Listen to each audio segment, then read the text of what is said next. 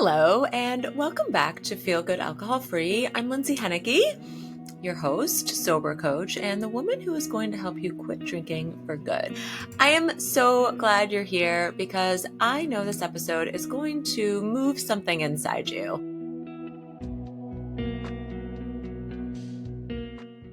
If you've got a pile of Quit Lit on your nightstand, if your podcast queue is full of experts telling you what to do, if you've highlighted half of This Naked Mind but still poured a glass of wine last night, this episode is for you.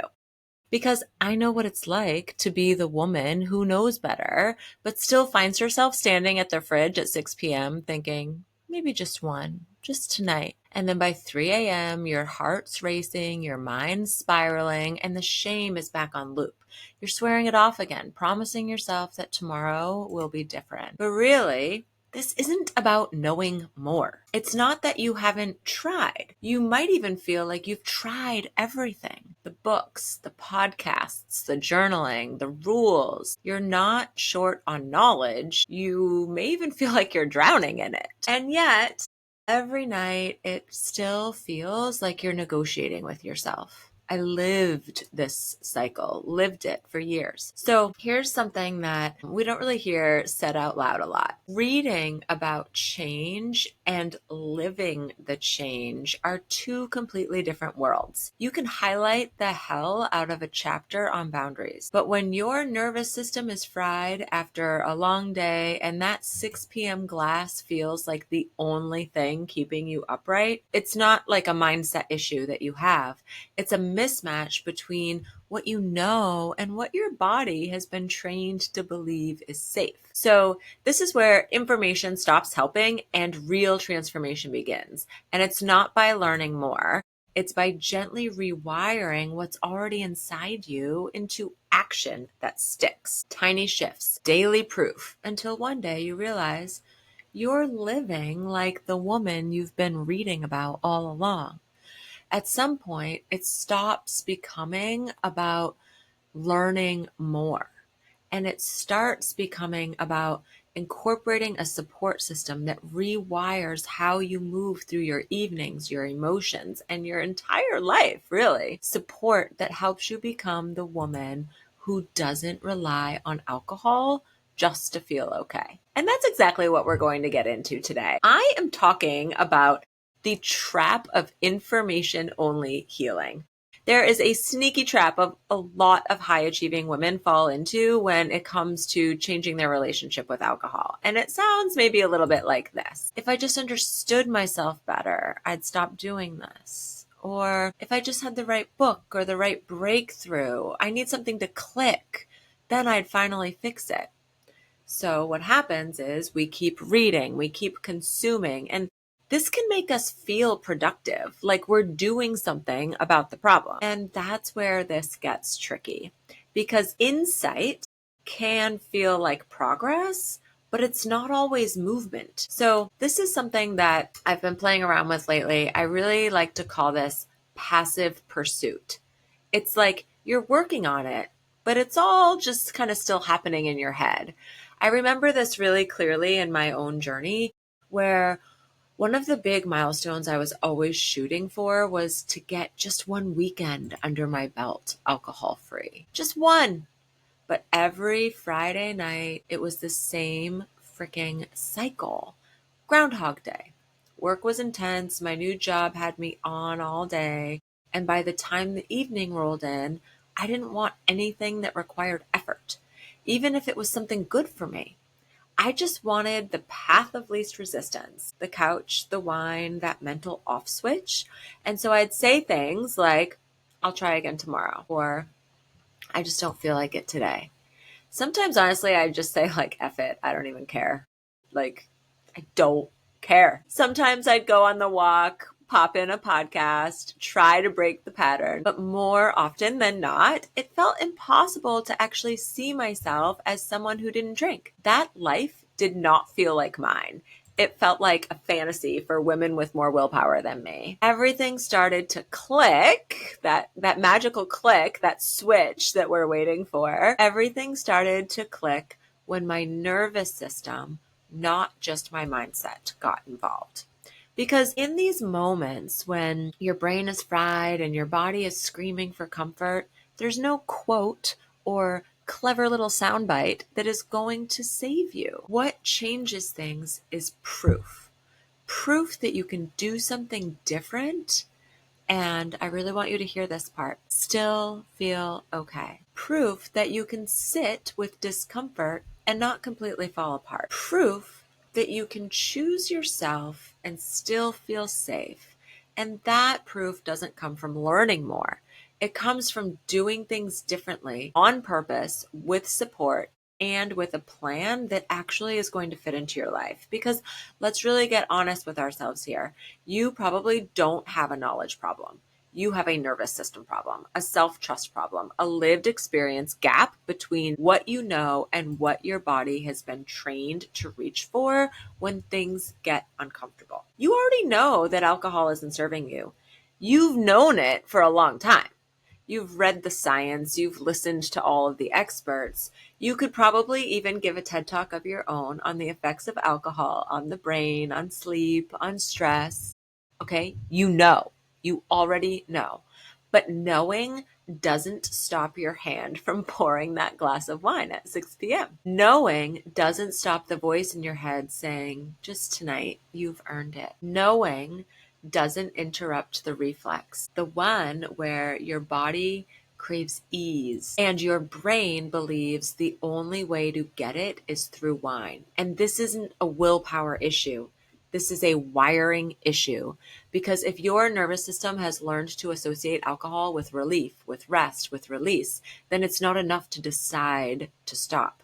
You have to teach your body that it's safe to relax without it. And that takes more than a good quote or another brilliant podcast, even this one that you're listening to now. It takes new evidence.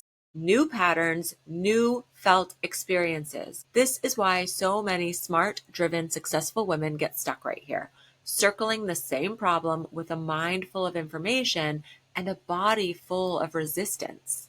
Because intellectually, you've figured it out, but emotionally, physically, habitually, you're still locked into this loop. And that loop keeps you second guessing yourself.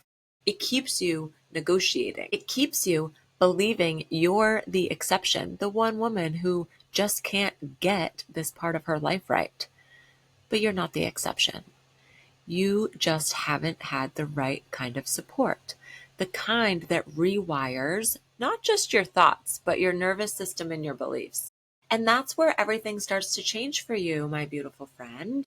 That's not fixed by willpower. It's fixed by practice, by pattern interruption, by learning to hold discomfort without defaulting to what numbs it. We have to stop checking out every time we feel a little uncomfortable. Like seriously. Seriously. So if you're wondering, okay, then what actually helps me do that? Let's talk about 3 shifts that changed everything for me and that I now walk my clients through inside Feel Good AF. Okay, we're talking about going from having information to creating real transformation in your life, because information, as I've just covered, does not create transformation. So the first one, this is my favorite one, get comfortable being uncomfortable. We think alcohol helps us relax, but most of the time it's just helping us escape whatever discomfort we don't feel equipped to sit with. And if we're being real, sitting in that discomfort can feel really bad at first. I'm not discounting that, especially when your whole day is about being on, managing, delivering, holding it all together. By 6 p.m., the thought of effort, even good effort, feels impossible. So we end up to this default. Glass of wine, feet up, off switch engaged. But here's the thing. Growth doesn't feel relaxing. Not at first. It's gritty. It's edgy.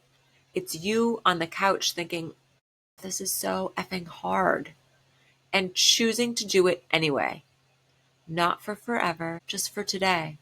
Just long enough to show your nervous system that discomfort isn't danger. This is where power within you is built, not in avoiding the discomfort, but in expanding your capacity to stay present inside it. There was a lot of this in my own journey. And I'm going to share with you a time so clearly. My beloved Friday night. Early on, when I was dead tired after a long week at my new job, it was one of those days where the sun is still high at 6 p.m., the patio's glowing, and every cell in my body just wanted to default. Wine, check out, patio. It was so familiar, and it would have been so easy, but I knew it wouldn't really be easy. At least not the next day. And I would just be procrastinating at breaking this pattern. I remember sitting there, my heart kind of racing a bit, my thoughts spinning a bit, and I said out loud to myself, this feeling, this right here is the work. I didn't need to fix it. I didn't need to run away from it. I just needed to be with it long enough for the wave to pass. So I grabbed a cold drink, went outside, and let this discomfort burn through me. And when it did, I realized the most amazing thing. That moment, that little decision that felt so hard, which right now is so unbelievable to think that it's harder to pour a non-alcoholic drink than it is an alcoholic drink. But that moment was more powerful than any promise that I had ever been making to myself at, 3 a.m. or 6 a.m. when I finally rolled out of bed. It was proof I could sit through it and stay aligned with my goals, not avoid it and not escape it. That is what getting comfortable being uncomfortable looks like. It is not pretty. It is not profound, but this is the real work. Okay. Oh boy. We're going to jump into my second one, which is also one of my favorites. And by the way, these are just like my top favorite things ever. Okay. So nothing changes if nothing changes. This one sounds so obvious, but when you're in it, it's deceptively easy to want change while doing everything the same way. We trick ourselves into thinking that understanding the problem is the same as solving it. I have news for you. It's not. I used to convince myself I was working on it just because I was thinking about it all the time. I'd go on long walks listening to sobriety podcasts. I'd highlight pages and Quit Like a Woman, which, by the way, is one of my favorite books. I'll link it here in the show notes. I'd rewatch Instagram clips about alcohol and the nervous system. I could talk about all the science. I knew about dopamine, triggers, identity work, but I wasn't doing anything different. I was still pouring the glass at 6 p.m., hoping that all that awareness would eventually tip the scale, click, flip that switch. But listen up, knowing is not rewiring.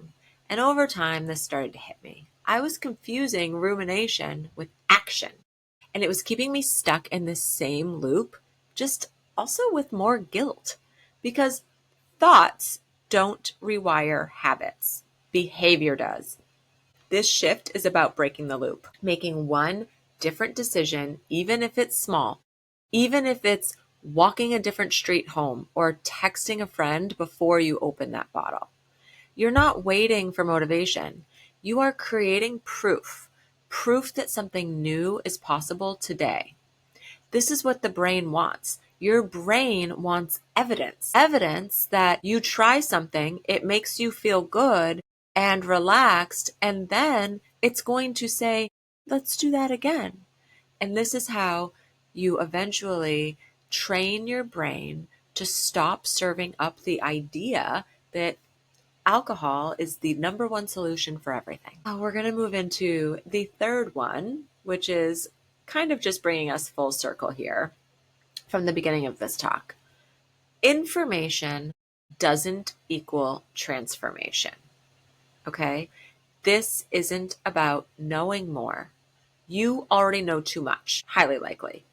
You know the research. You know what moderation should look like, which, by the way, whatever that means, I don't know. Moderation is a very relative term.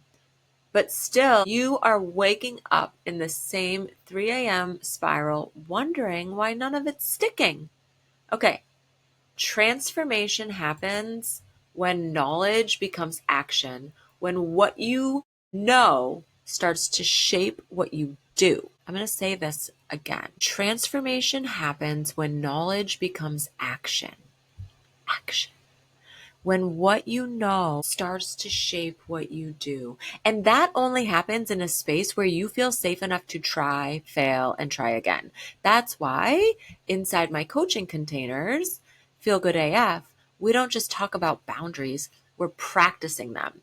We don't just learn new beliefs, we are living them.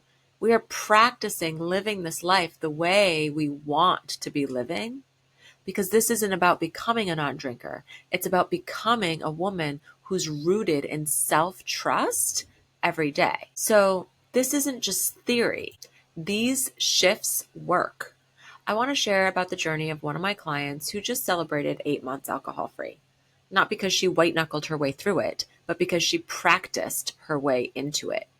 She told the group, I sat in the room at Lindsay's retreat in January, collecting all the tools and wondering how on earth I was going to do this. I had spent several years with small stints of alcohol-free days, sometimes lasting a few months, where I made notes of how I felt with and without alcohol.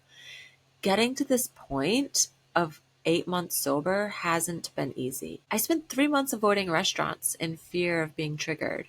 But with the help of this group, of being involved and immersing myself, I found strength and applied what I learned to make it easier. Not easy, but not impossible. So I really want you to hear what she said there. She said, I found strength and applied what I'd learned. She implemented what she learned to make it easier. That's the difference. She didn't read one more book. She took action while being supported by her community. She built new evidence. She rewired her own belief that sobriety wasn't for her. And now she's been to bars, concerts, family gatherings, vacations without needing alcohol to belong or to check out. She didn't just learn new information. She became a woman who lives her transformation. And that's really the power of having support and tools and real world practice. That's what's waiting for you inside Feel Good AF. Okay, there's this quiet lie that floats around at the end of summer. You've probably felt it. I'll just enjoy this one last weekend. I'll get serious again once school starts, once the weather cools, once I'm back in a routine, or I'll make a plan in September. We don't say it like that, of course. It's just this vague, low humming postponement of the life we actually want. But let me say this with love and complete clarity. September isn't going to save you. September isn't going to feel easier. It's going to feel exactly like now, unless you make a different move today. Because this limbo that you're in, this half in, half out state of, I know something needs to change, but I'm still defaulting to the couch and the wine and the internal negotiations, it doesn't fix itself. And the danger is the longer you sit in it, the more familiar it feels. This isn't about missing out on the end of summer. It's about choosing not to miss out on yourself and what you want to create, the identity you want to hold. Because you can enjoy late August and still show up for your growth. You can sit on the patio with sparkling water or a non-alcoholic sparkling rosé and feel powerful as hell. You can be the woman who says, I didn't wait. I started showing up differently before the calendar changed. And when you do that, September doesn't become your starting point. It becomes your proof. This August marks 5 years since I stopped drinking, and I didn't get here by accident. It didn't happen because I found a magical method or read a perfect book. It happened because I hit a moment that cracked me wide open. It was the end of summer, hot, sticky, quiet in that heavy kind of way. Some nights I'd be on my couch scrolling or staring at the TV, zoning out with a glass of wine in hand. Other nights I'd sit on the patio, me sweating, glass sweating, trying to feel like I was enjoying summer while something inside me felt off, restless, unsettled. I had just started a new job, one that I was really excited about, one that asked for my full energy, my sharpest focus, my best self. And deep down, I knew I couldn't give any of that if I kept drinking like this. And not just socially, not occasionally, but every night, like clockwork, that quiet effort decision around 5 p.m., the mental bargaining, I'll just have one, the silent promises I made every single morning, not tonight, and the 3 a.m. wake ups, heart racing, regret flooding in, swearing it off again. But nothing was changing because I wasn't changing. And then came my surgery. I had to have a hysterectomy. It was the moment that made the finality of not becoming a mother real. It stripped me down to my truth. No noise, no denial. This was raw clarity. I had been holding out some kind of hope, some idea that maybe one day, and now that door was closing. There was grief, but under the grief, there was clarity. I suddenly saw just how much of my life I had been checking out from, how many moments I'd missed, how long I'd been using alcohol to avoid feeling everything that needed to be felt. And as my surgery date got closer, a new kind of fear kicked in. What have I done to my body? What will the anesthesia do with all this alcohol in my system? What if I'm not okay? It was the first time I looked at my drinking and didn't just see it as a bad habit. I saw it as a threat to my peace, my body, my future, and that was it. That was the moment. It wasn't dramatic. It wasn't a rock bottom. Just a moment of no more. And at first I didn't say I'll quit forever. I said I'm doing something different now. And that August I stopped waiting. I got radically honest. I let myself feel the discomfort instead of avoiding it. I started making different choices, and they weren't all perfect, but they were consistent. I didn't white knuckle it. I built proof. Slowly, daily. And 5 years later, I can tell you everything changed from that summer decision. And for once, I didn't wait for a new month. I didn't wait for September to start. I didn't create a perfect timeline. Not when the calendar said fresh start. I just started taking care of myself in the middle of the mess, in the heat of August, on my couch, on my patio, with the wine still sweating in the glass, and a voice in me telling me, this isn't who I want to be anymore. It was the first time I stopped waiting for a better moment and chose to meet myself exactly where I was. I had never, not once, spoken to myself with that kind of compassion. Not in all of the years I had been questioning my drinking, not in the late night guilt spirals, not in the mornings when I swore I'd get it together. Back then, my inner voice was brutal, cold, critical, constantly asking, like, what the hell is wrong with you? But something started to change in me. I didn't try to shame myself into change. I didn't make threats or ultimatums. I just sat there, glass in hand, grief in my chest, and I talked to myself like I actually mattered. It was the first time I didn't try to punish myself into being better. I offered myself love exactly where I was. And I wish I could fully explain how big this was because that was the moment that I really stopped abandoning myself and I started to put myself first. Here's what I want you to know about this. Everything I shared earlier, these 3 little shifts, I didn't just teach those later as a coach. I lived them first. That August, I had to get uncomfortable a lot. And not just in August, September, October, November, December. There were nights where I sat on my patio in silence, hands sweating, every part of me wanting to just check out, but I stayed. I didn't try to fix it. I didn't pour a drink. I just let the discomfort be there. And slowly, not perfectly, but slowly, my nervous system stopped interpreting the stillness as a threat. I also had to do things differently. It wasn't a big dramatic action at a time. It was little things like brushing my teeth at 7 p.m. instead of 9, moving my wine glasses to a different cabinet, saying not tonight out loud before the craving could get louder in my head. None of that was beautiful and sexy, but every time I made one of those small moves, it created a crack in the old identity I was shedding. A little more light came in and compassion. That was the hardest and the most powerful shift because for years I thought hating myself was how I'd get better. I thought if I shamed myself enough, I would change. But all that did was keep me frozen and stuck. The minute I started speaking to myself with love, not fake positivity, but actual grounded self respect, my life changed. I didn't need to earn my own kindness anymore. I actually decided that I was worthy of it, even while I was still figuring all of this out. And that's what I mean when I say this isn't about being sober.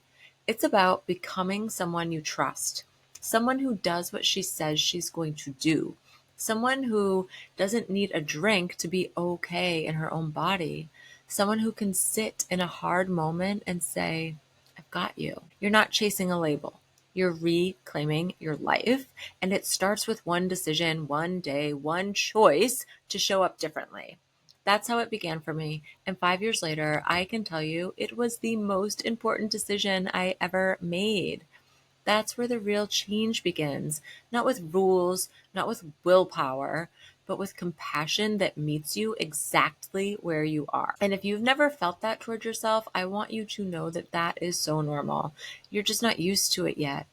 But I promise it is going to be the thing that changes everything for you. This is exactly why I built Feel Good AF. It's for the woman who has done the mindset work, who's read all the books, she's tried the breaks, set the rules, and still finds herself pouring a glass of wine she promised she wouldn't. It's for the high achiever who's crushing it at work, showing up for everyone else, and quietly unraveling inside because this is the one thing she can't seem to figure out. And most of all, it's for the woman who's tired of trying to do this alone. Feel Good AF isn't a tracker, it's not a rule book, and it's definitely not about just getting sober for the sake of a label. This is a space where you get to come home to yourself, where you stop negotiating with your self-worth and you start building a life that doesn't need alcohol to feel calm, connected, or complete. 12 weeks of identity work, emotional safety, nervous system rewiring, and daily proof that you're already becoming the version of you that you've been chasing. This isn't about sobriety, it's about sovereignty. If you are ready to finally make this shift stick, I want you to join us inside Feel Good AF. Okay, I've linked it in the show notes, or send me an email at info@lindsayhenneke.com to see if it's a fit for you, because your next chapter doesn't start when you've got this all figured out.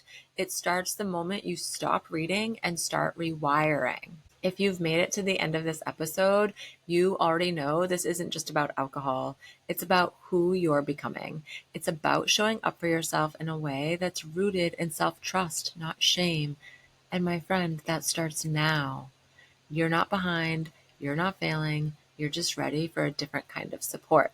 The kind that meets you in the real moments, on the couch, on the patio, in the middle of a messy thought spiral, and reminds you you don't have to stay here. This gets to feel lighter. You get to feel proud. You get to feel clear-headed and connected without wondering if you're ever going to figure this out. If this spoke to you, if you felt something shift in your body while listening today, don't ignore that. This is your moment, and I'm right here with you.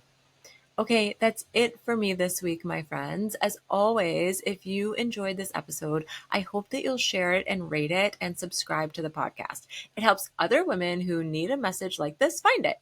I hope to see you inside Feel Good AF soon. Let's get you out of the drinking cycle, back in the driver's seat, and feeling damn proud of the woman that you wake up as every single day.